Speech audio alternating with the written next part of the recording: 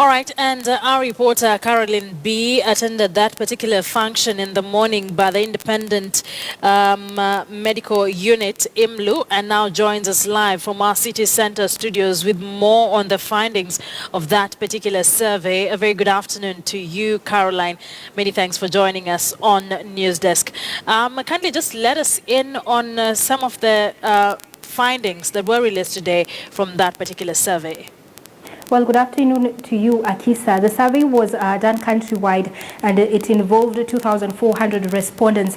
Well, the results are quite shocking. Most people do not report torture and ill cases, be it to the police sector or to the administration or whoever is necessary or to take up these cases. Most people actually fear to report this simply because they do not have money and investigations will not be done and action will not be taken. And 30% of the respondents said that they have actually undergone torture.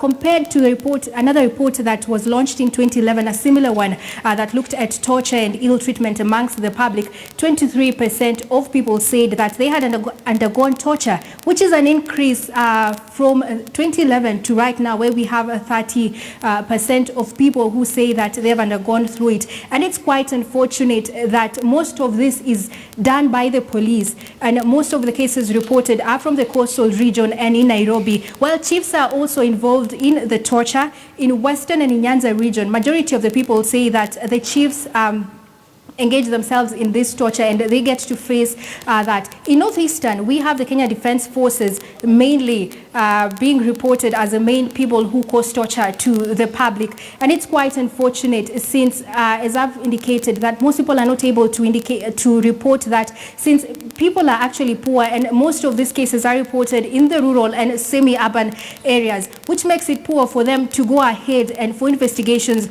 to take place. If you look at some of the cases that were highlighted recently, we have Willie Kimani and of that story that actually took place. It was not until the media took up that issue is when action was actually taken. Action is not taken not until the media decides to take up these issues. And most of the torture takes place in forms of strangling, shootings, beatings from the police sector. And it's not only the police that engage themselves in this. We also have wildlife wardens, from the Kenya Wildlife Service, who also associate themselves with torture. And a majority of this torture takes place in cells, in police custody, and a little of that takes place at homes. But most people think that, once you've reported your case or once you're arrested by the police is when it will take place at the police cells. And actually I had a chance to speak to some of the 1982 coup victims, and they said that they have not been able to get compensation for what happened almost 20 years ago. And you find that the court does not follow up on these issues. And if they do follow up on that, then it's going to be a very, very slow process for them to get their justice, which also exposes the weakness that is currently the judicial service, which we are hoping the new CJ is going to take up that Maraga concerning the compensation of victims whenever they face torture and ill treatment in the hands of the police service, in the hands of the administration, chiefs, or anyone who is reported to have taken torture to the public. Akisa? Caroline, you've mentioned among the forces you've mentioned that unleash torture, most of it implicates the Kenya Police Force, and Charles Owino, who is the spokesperson for the Kenya Police Force, has denied these particular claims. What exactly were his reasons? Well, what he actually said is that most people do not report the cases, and when they do, they actually fear, because he asked, when the presentation was actually going on, he asked if there is anyone who knows someone who has gone through torture. And one woman who was courageous enough to stand up and say, well, I know a person who has gone through this. She said she could not give more information simply because she feared to do that.